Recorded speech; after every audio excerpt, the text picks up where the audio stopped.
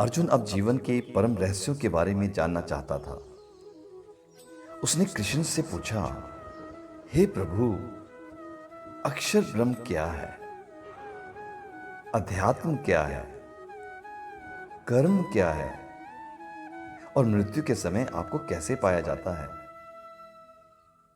और यहीं से शुरू होता है अक्षर ब्रह्म योग, वह अध्याय जिसमें कृष्ण मृत्यु और मोक्ष दोनों का रहस्य खोलते हैं। कृष्ण कहते हैं, हे अर्जुन, अक्षर ब्रह्म वह है जो ना कभी जन्म लेता है, न कभी नष्ट होता है। वही परम सत्य है, वही मेरी अनंत ज्योति है। श्री कृष्ण आगे कहते हैं, जो मनुष्य अंतिम समय में केवल मुझे स्मरण करता है, वह निश्चित ही मुझे प्राप्त होता है।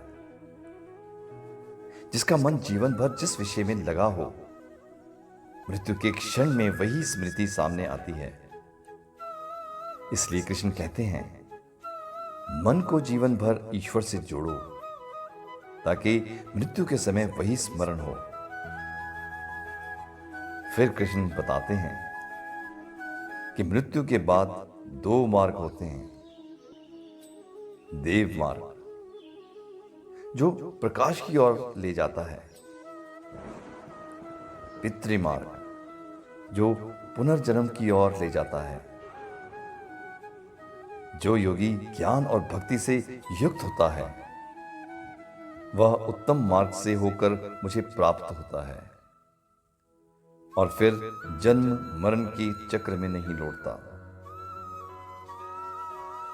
हे श्रोता, अक्षर ब्रह्म योग हमें यह सिखाता है कि मृत्यु कोई अंत नहीं है, बल्कि आत्मा की यात्रा का मोड़ है।